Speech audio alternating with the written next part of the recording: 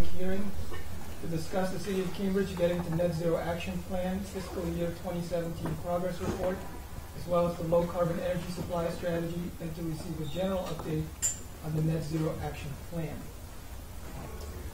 And we have present Councilor Carlone, and Councilor Devereaux sends her regrets. She's unable to join us because of the family situation, so she's traveling today. And Councilor Kelly's out of town as well. Okay. So, and this meeting is being audio and video recorded. And if anyone would like to sign up to speak, we have a sign-up sheet here. And if you have written comments you would like to enter into the record, please reach me with Madam Clerk.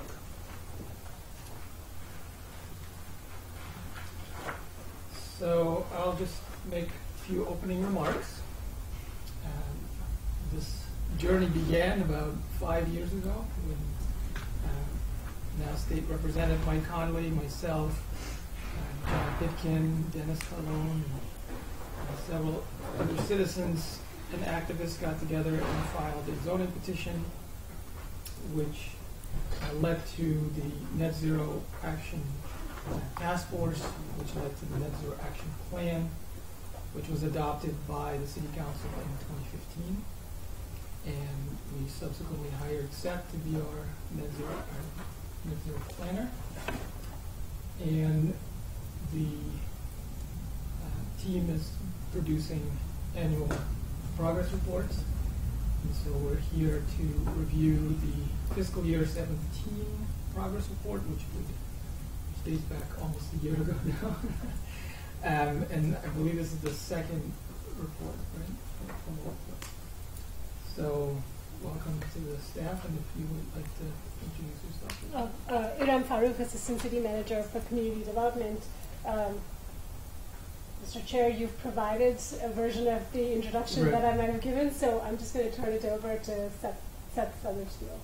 Great, thanks, Iram. And Suzanne Rasmussen, the Director of the Environmental and Conservation Planning Division, is frantically making the photocopies that I should have made before the meeting of the handout, so she'll be joining us shortly with our copies.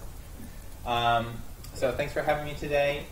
Again, I'm happy to be giving an update to the committee and those here on the progress towards the Cambridge Net Zero Action Plan. So I'm going to give an overview of the content of the fiscal year 17 Action Plan update report, and then also give a brief overview of one of the specific projects that we completed in FY17, which is the Low Carbon Energy Supply Strategy. Okay, so fiscal year 17 was the second year of Net Zero Action Plan implementation, so still fairly early in the 25-year trajectory.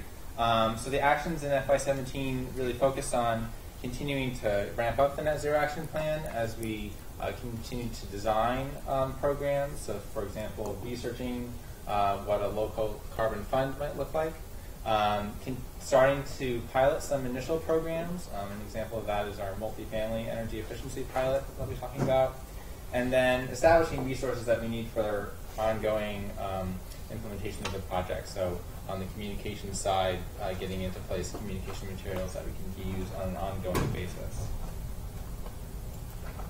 And the annual report consists of 3 components. For each of the actions that were part of that year's activity, we have a qualitative action update to give a sense of, is it on track, is it ahead, is it behind, as well as quantitative action outputs, so we can see the results of our actions, as well as a quantitative higher level project overview. And so in this case, we can look to the city's greenhouse gas inventory as well as the annual building energy use disclosure ordinance reports to see how we're doing in terms of our overall greenhouse gas emissions. So this presentation really focuses on the first 2 of those. The higher level indicators change much more slowly. So there's not a lot to report on between the first, the FY16 report and the FY17 report, but there is information on that in the FY17 report. So what I'm going to do is I'm going to go through each action that was part of the FY17 action plan using this template. So for each action, I'll give an overview of what the action was about, and then I'll give a sense on a kind of green, yellow, red scale how we're doing in terms of the timing of implementing that action. I'll give a sense of the potential barriers to the action, as well as next steps for implementing it. And as Quentin mentioned, Councilor Zondervan mentioned, because FY17 ended at the end of July 2017, we're now quite a bit beyond FY17 in terms of implementation, so some of this information is a little bit anachronistic, but I'll kind of talk through where we are in terms of each of the actions today, as well as where we're going to be heading next. All right, so the first set of actions have to do with reducing energy consumption in existing buildings, and we had two actions in this action category in FY17. So 1.1.1 is the custom retrofit program, and 1.1.2 is investigating additional requirements for the building energy use disclosure ordinance. So the custom retrofit program is trying to think about how can we enable energy retrofits in buildings by building off of the state retrofit programs and making improvements to customize those programs for the Cambridge building stock. So in FY17, our goal is to begin implementation of a multifamily pilot program that focused on improving energy retrofit services for multifamily buildings between 5 and 50 units. And so this program launched about a year ago and has had quite a bit of success so far. We have, over the year, over 50 properties that have expressed interest in the program, 30 that have gone through energy assessments, and those assessments in those properties cover over 1,300 individual units, residential units in Cambridge. And what's really unique about this program is that it takes the baseline MassSave energy efficiency offering from Massachusetts and tailors it to the Cambridge residential buildings by integrating not only energy efficiency assessments, but also renewable energy solar potential assessments. So the city, as part of this pilot, has brought on a solar consultant to help the buildings understand their solar potential and work through their options for installing solar. And then just in the last couple of months, we've begun offering additional advising services to help the building decision makers really work through the full set of actions that come out of the energy and solar assessments and think about how they can implement those in a comprehensive way, including how they can access financing. And the city's been reaching out to a number of local financial institutions to help create financing options for these buildings. So as next steps for this, we're planning to continue this offering into FY19, but also begin scaling it up and thinking about how we can offer similar services to larger buildings in Cambridge. And I'll talk about that more in the next action. So that's looking at the Building Energy Use Disclosure Ordinance and how we might introduce performance-based requirements to this ordinance. So when BUDO was passed in 2014, it was considered to have performance-based requirements, but because the Net Zero Action Plan was in progress at the time, the decision was to implement those requirements as part of the Net Zero Action Plan. So in FY17, we began researching what those requirements might look like based on similar requirements in other jurisdictions that have already adopted such requirements, as well as analyzing the BUDO data and thinking about, based on the actual reported energy data we have from these buildings, are there kind of breaking points where buildings above or below a certain threshold might be a good differentiation point for taking action. So we had a phase 1 kind of background information report completed in FY17, and now in FY18 we're moving on to phase 2 of the project, where we're working with stakeholders from the developer community, the universities, and other stakeholders who own and operate BUDO buildings to think about what form these potential requirements might actually take. And so we've had 2 out of 4 meetings over the last couple months to work on this, and I think we've been really pleased by the stakeholder engagement in this process in terms of how committed they are to working with the city to figure out a program that is both effective and efficient and feasible for the buildings. And so I think we've had some very creative problem solving so far. And moving forward, we're looking forward to seeing how these requirements can really dovetail with that expansion of the custom retrofit program, which would enable the actual energy savings. So a potential requirement for the buildings could be to complete an audit every few years. Then the custom retrofit program would voluntarily offer a streamlined pathway to completing the actions recommended by that audit. So we're trying to merge multiple actions in the Net Zero Action Plan to make them more efficient and actually more effective in their outcomes.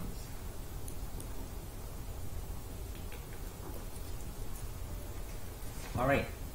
So the next set of actions fall into actions for new construction and encouraging greater energy performance in those. So we have actions that fall into incentive categories. The first two, we have requirements and zoning, the 2.3 and 2.5, and then we have our own leadership by example in 2.4. So I'll go through each of these. So action 2.1 is researching a market-based incentive program, so some sort of monetary incentives for buildings in the market to improve their energy performance beyond the minimums. So in FY17, we had a Harvard University student fellow research potential market incentives based on precedents from around the country, with the goal of figuring out if we could develop a market incentive that did not require the city or other institutions kind of infusing outside money, and also did not penalize buildings for meeting the minimum requirements that we do have in the city. And we found through the research that it's very challenging to meet both of those conditions, because to make a meaningful impact on the building's performance, developers gave us the feedback that a fairly sizable incentive is necessary. And so either that needs to come from outside funding, or there is the idea in the Net Zero Task Force of a fee and rebate system where high-performing buildings would be given a rebate that was paid for by a fee levied on lower-performing buildings. The issue is that if all buildings should be meeting our minimum building code standards, and therefore to charge those buildings a fee would be inequitable. So the conclusion of the study is that an independent market incentive program may not be viable, but what might be more effective as an incentive would be a density-based zoning incentive, and that's what I'll be talking about in the next action. But we are continuing. We still have that fellow on board now as an intern, and she's looking at potential linkages between this policy idea and the Bureau requirements, so potentially by expanding market program to not only new buildings but also existing buildings, and also potentially linking it to the local carbon offset fund, which I'll be talking about, could kind of create more flexibility in the market incentive program. So on the topic of density or height and floor area ratio bonuses, again, there was the feedback from the market incentive program was that this was really the most effective incentive for developers in Cambridge. This action is behind the original schedule because we've been working to integrate this planning process with the Envision Cambridge planning process, which is looking at the potential use of zoning incentives for a number of community benefits, which could include energy environment. It could also include community goals like more affordable housing or more open space. And so right now we're looking at kind of what the magnitude of a density bonus would need to be to affect the energy performance of buildings, and what the feasibility is of sharing density bonuses among multiple community goals. So could we give a partial density bonus for net zero and a partial density bonus for affordable housing? So we're working, as I said, right now with the Envision Cambridge consultants to kind of parse out what that balance might look like. All right, so the next action is a regulatory action by the city to adopt stricter green building standards through the zoning code. This action has also been delayed because when we initially started investigating this action, shortly after the Net Zero Action Plan was adopted, we came against the barrier that it's the state of Massachusetts that regulates energy performance of new buildings through the state building code. And so local jurisdictions like the city don't have the authority to set standards that go above and beyond that code, beyond adopting the energy stretch code, which Cambridge has done. So what we're recommending moving forward with is changing the LEED criteria from silver to gold for old buildings, because that's all buildings, because that's an outcome-based standard as opposed to a prescriptive standard. Also adopting the enhanced commissioning credit as recommended by the Net Zero Action Plan. We're utilizing the new stretch code to meet the energy performance that we were originally looking for in this action. And then moving forward, we're trying to look at what could more outcome-based energy performance standards be that we could adopt that would not overlap with the state building code. And so we're working with a collaborative of 10 cities across the country through the Urban Sustainable Directors Network. It's called the Zero Cities Project. And through that project, we're specifically taking on this question of moving forward, how could we look at performance-based standards for buildings that do not conflict with the building code. But in the meantime, we are drafting language for these measures here, and that zoning amendment language we're hoping to advance to City Council over the next couple months. And that would pertain to Action 2.3 as well as 2.5, which I'll get to in a minute, which is enabling increased exterior insulation on buildings. So before I get to the exterior insulation, on the municipal building side, we have actions looking at both new and existing municipal buildings. And for new municipal buildings, the goal is for those buildings to be net zero ready as we're constructing them today, which leads us to the net zero requirement for new municipal buildings in 2020. And so, thank you very much. We have a couple of examples of new buildings that are doing a really great job of achieving this net zero readiness. And what net zero ready means to us is buildings that are running solely on fuels that have the potential to be renewable. So in our case, all electric buildings or fossil fuel free buildings. So a couple of examples of these. Just up the street is 859 Mass Ave, which the city has been doing a gut renovation on. And so that building is using a combination of ground source heat pumps and solar to power its heating and cooling systems as well as the electricity.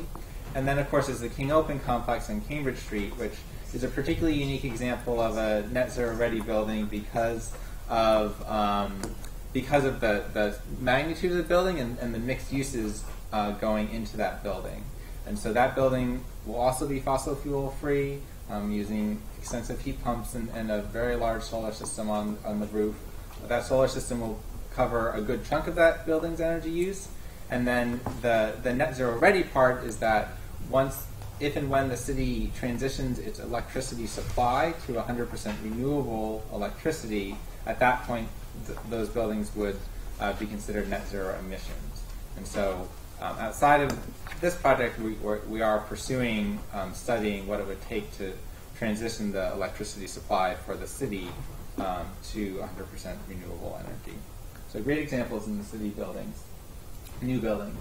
And then for existing buildings, we're pursuing energy efficient retrofits through our Municipal Facilities Improvement Plan, which is an ongoing process to really prioritize and look at ways to improve our buildings, not only for energy, but also for accessibility and functionality. But all of these projects do take energy into account.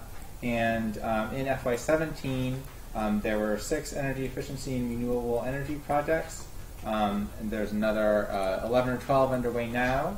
And the outcomes of those FY17 projects included about 250 kilowatts of solar, upgrades to heating and cooling systems, LED lighting retrofits, and improvements to the building envelopes. Could you give us an example of which buildings? Just a couple of those 6. Should I get Owen to help on that? So, let me see if I You can could do it later, too.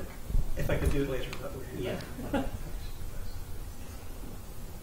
And so both the new building program and the existing building retrofit program will help us meet our municipal greenhouse gas reduction targets that we have for 2020, and now we're looking out ahead to 2030 as well. So I can provide that to you now. So we've got Kennedy Longfellow. We're obviously putting a PV array that has just become active in terms of its integration now with the Eversource electrical system. The senior centre, we have a new patio on the first floor of the senior centre, and there's a 10 kilowatt PV array on top of that. There's an opening ceremony of that on the 13th of June. We have the Fletcher Maynard Academy. There's going to be a PV array put on that. 859 Mass Avenue, which you've already spoken about. We're also doing a retrofit of the Taylor Square Firehouse. And again, we expect to have geothermal wells at that location. And on the 3rd Street fire station, we expect to install geothermal wells there as well.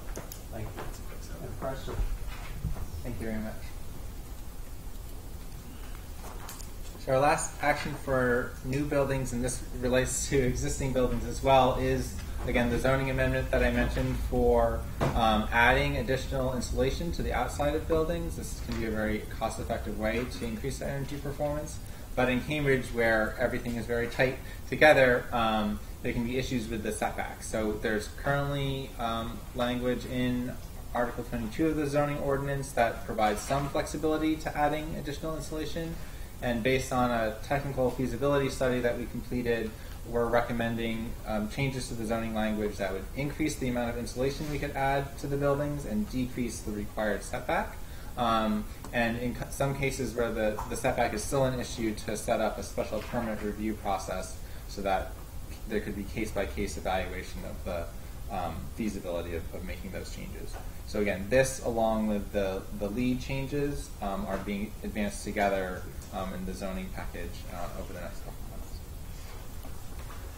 of months. Moving along to renewable energy supply. In FY17, we completed the low carbon energy supply strategy study that I'll be talking about more in a little bit. We also continued to make progress towards solar ready rooftops and worked with our local utilities on memorandum of understanding.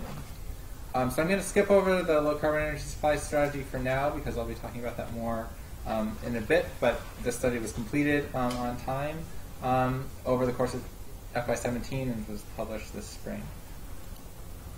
For rooftop solar ready, we had completed a study of this in FY16 and we're pursuing adoption when the state kind of actually got out ahead of us and included solar readiness in the state building code, which is great. The only challenge with that in Cambridge is that the state code only applies to buildings up through 3 stories, and so for taller buildings there leaves a gap there. We are seeing that in Cambridge, most buildings that are coming in for special permits, even larger buildings, are including solar readiness as part of their building design, so that's a good thing. And then moving forward, it's in the calendar for FY19 to look at a solar installation requirement.